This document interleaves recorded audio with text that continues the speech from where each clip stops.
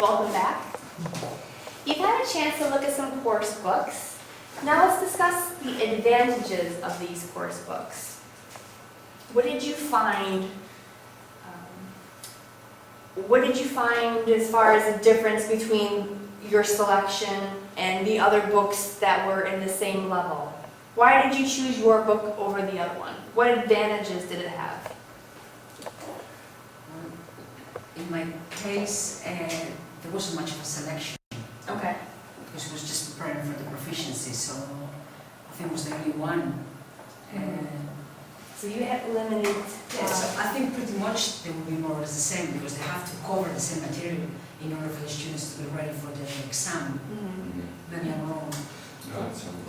Yep, I agree. Unlike Maria's, because her level was much higher, mine I was dealing with those who were 11 to 14. Okay. So generally it was more about, I would say, a bit of edutainment, if I could use that word, a mixture of education and entertainment.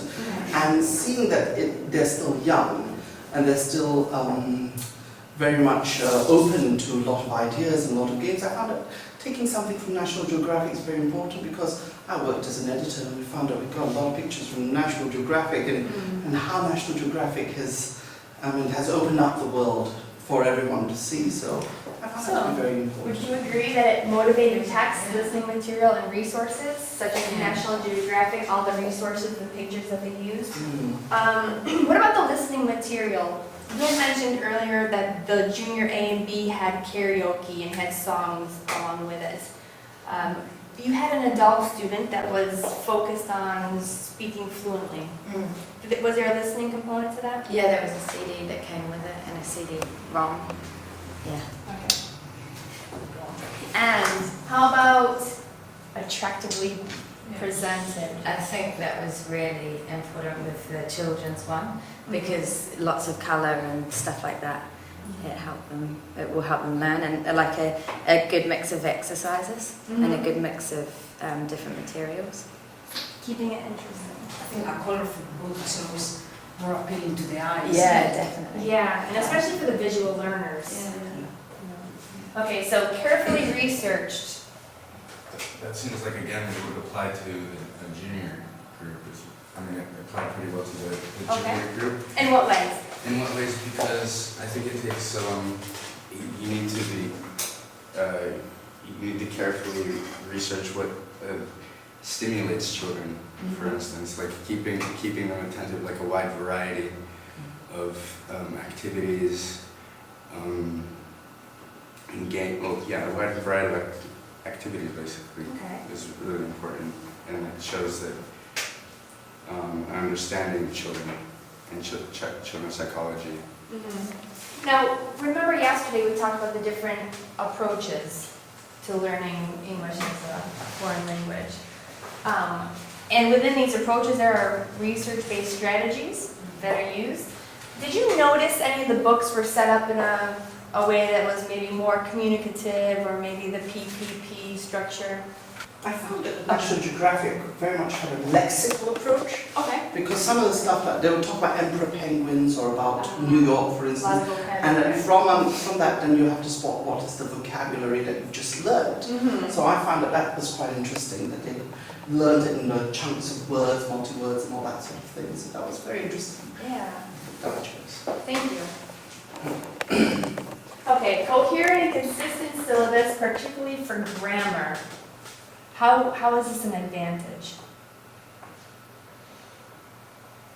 Well, because you want everything to flow. Exactly. So you need You want a script to have a everything- story, a starting, a middle, and an end. So Yeah. you don't want to pick topics from here and here and here. Or just throw in some grammar that has nothing to do with Yeah. what you've been learning. You can't understand, especially as a child, you can't understand, well, why am I learning this when we're doing this?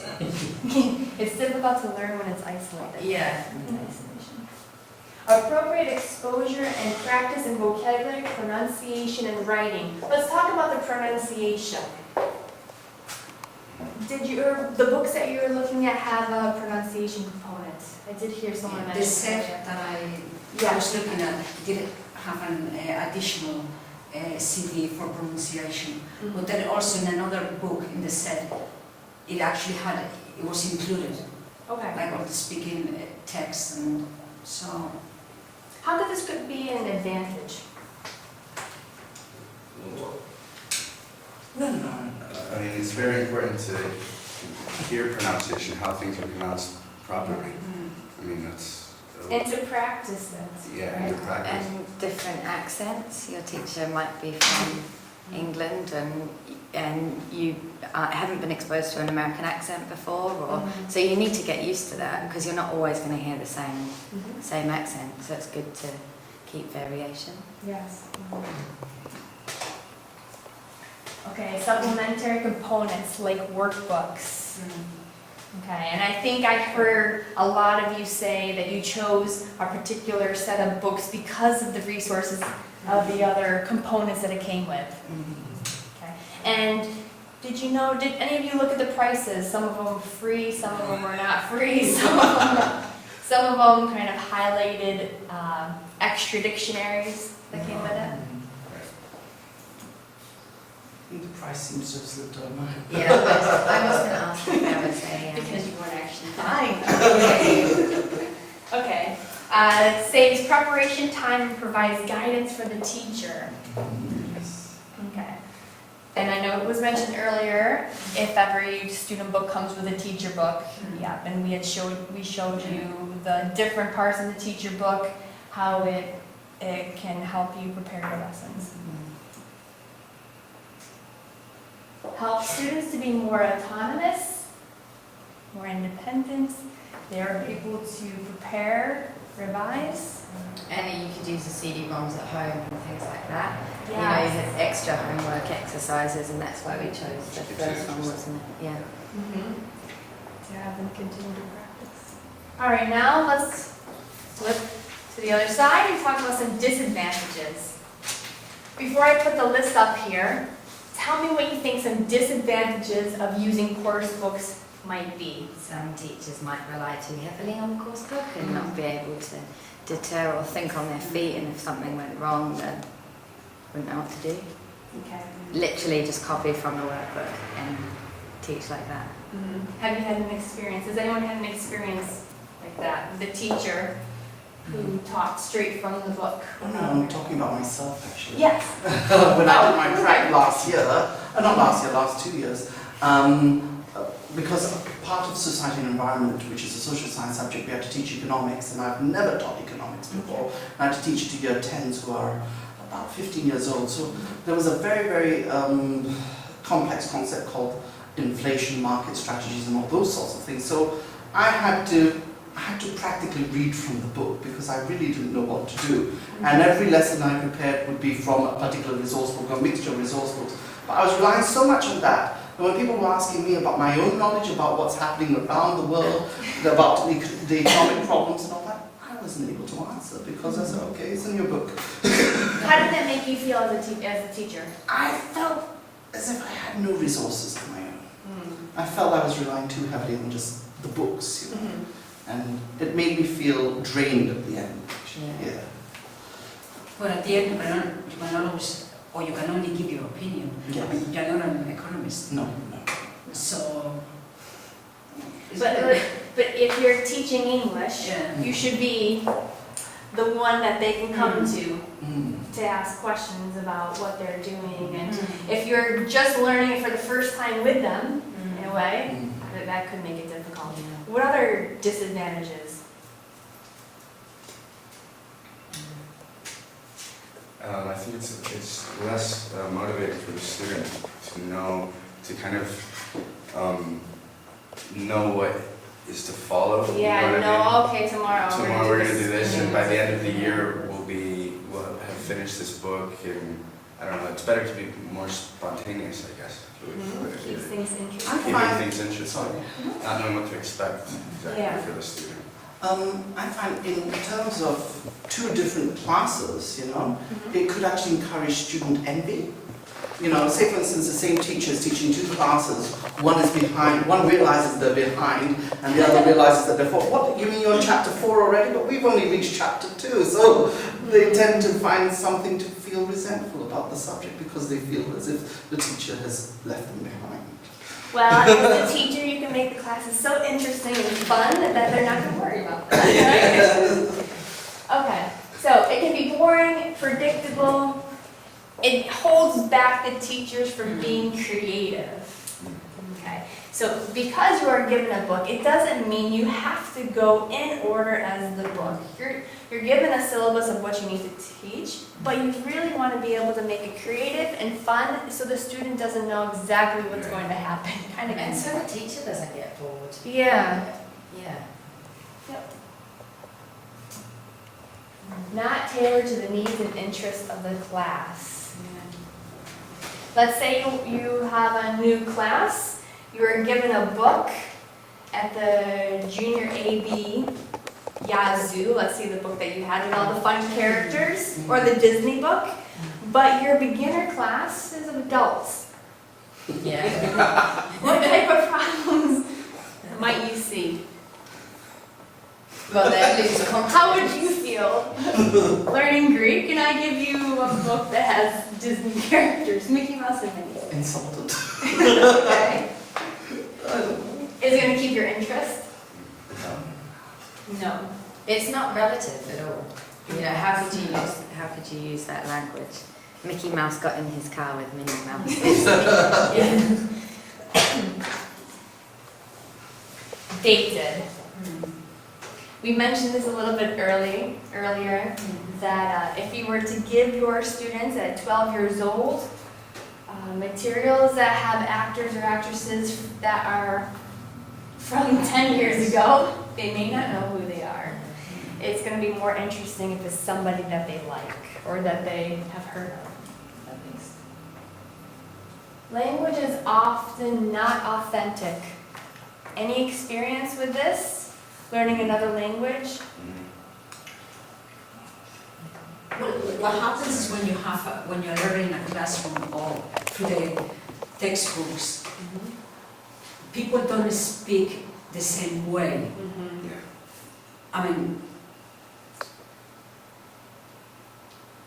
so you have to be able to teach the proper language, but also I believe you have to be able to teach different expressions, because people on the street, they speak differently, without becoming too... Yeah, there needs to be a varied registers.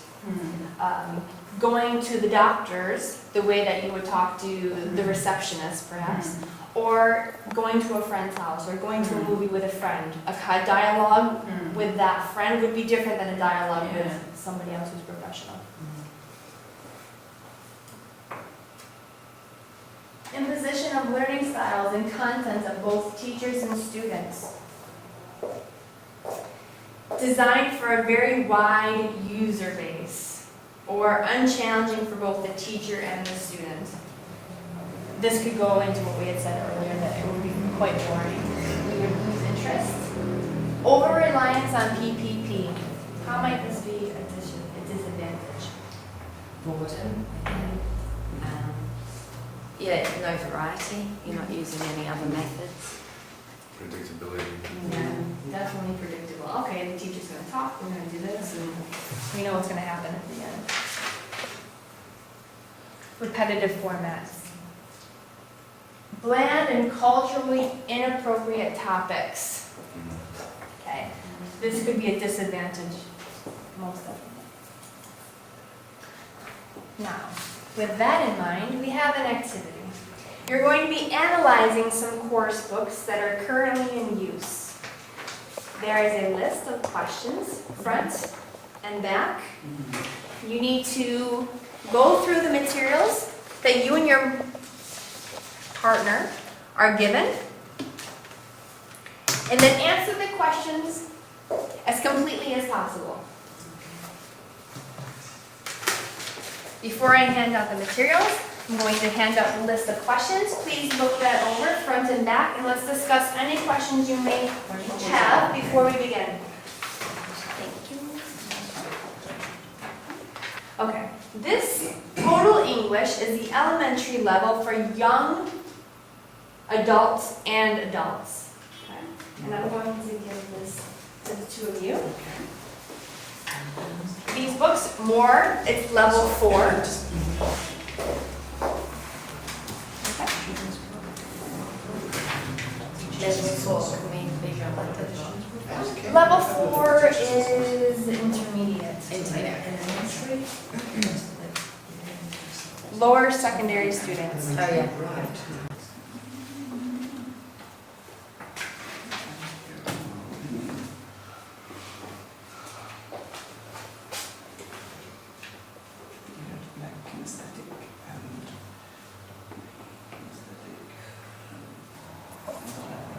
But not much, it's mostly filling. You want to ask for it? Okay, what about your opinion? Yeah, whatever. I still have an issue with the level. Level, yeah, there's that issue I which don't we know. can, I don't think it's appropriate. Let's get an answer. Okay, so now what you want to do is discuss what you're going to, who's going to do the presentation. They're all organised in the same way. You can put on a film. There's- I didn't go to check. You didn't need to. You're lazy as a teacher, and you can always put on a film. There's a lot of consistency. Yes. Yeah, so let's put a tag here and show. Hello, I'm Johan, and this is. I'm Maria. Nice to meet you. Nice to meet you. We're going to talk about these 3 books, Total English, elementary level. We have the student's book, the workbook, and the teacher's resource book. These books, they were published in 2005. We believe they seem to be updated, but we have found a few pictures and photos that we don't believe all the students will recognize the faces. We've been told that this level is elementary, so perhaps it's 18 or above. But most of the pictures, people will recognize them, but we still think there's a few pictures that they might not know who they are. Regarding the material, the layout, the topics, there are many visuals, they're very eye-catching, and there's a predictable flow in each lesson. Yeah. All the materials are very attractive. All the lessons they have different themes, either journeys of food, home. And each lesson is organized in the same way. At the beginning you have a leading, then you have vocabulary, listening, grammar, speaking, pronunciation. So it's the same layout for each lesson. That's it, I think, Okay, for your part, right? more or less. Okay. Perhaps I didn't go question by question, I just made a All right. summary. How much focus on language is there in this book? Well, what I find is a fair amount of focus on language, especially on the various skill sets, but it is still somewhat lacking somehow. I think that we need to use some additional materials in addition to this book in order to make the course a bit more complete. Is the grammar presented in meaningful context? Yes, well within the context of the topics given, such as journeys, traveling, it's all within those contexts, so it's fairly meaningful for the students. You're not learning, as Peter said, derivatives and all that sort of thing, you know? So it's not that boring, in other words. Are there plenty of opportunities for controlled practice? Well, the fact that we were talking about additional materials means that there is a certain lack of it, because it seems that for one topic on vocabulary or on grammar, there's like 1 or 2 exercises, so that tends to say that's incomplete. Right, are there plenty of opportunities for communication? Yes, the topics are interesting and they do stimulate a certain amount of discussion.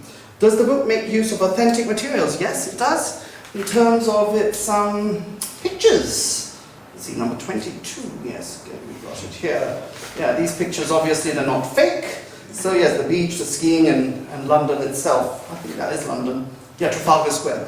So yes, nobody painted that picture. So yes, they are using authentic materials. Now the instructions are pretty clear. Yes, so students know exactly what to do. In terms of student autonomy, yes, we do see a certain amount of student autonomy, and a good example would be here on page 47. The students are having to compare are having to compare one of the students. Student A is given this cottage with its beautiful country cottage with all the details and the price, and the student B is given another piece of information here, and both of them are to compare and see which are to compare the prices. So in that sense, they are given a certain amount of autonomy on the language. It's not always controlled. Right. So they have to communicate their respective ads for the house or property. Now, does the book cater for a variety of learning styles? In my opinion, I think it only does the basic 4 skill set. That is reading, listening, speaking, writing. And I don't see kinesthetic or olfactory learning styles involved in the book. So you might have to take people out to the garden or to do some aerobics in order to get the additional effect. So in that sense, yes. So it's in terms of overall opinion, it's academically suitable for the level required, be it beginners or elementary. I wouldn't say it's such an outstanding book. That's my opinion. And Maria has an opinion too. Going with my teaching experience in Spanish, this is more like a beginner's book than elementary. But it's a good book. Lots of useful information, very eye-catching. So in general, I find it good. And lastly, I would suggest alongside this book to have other materials and of course other activities to make the class fun.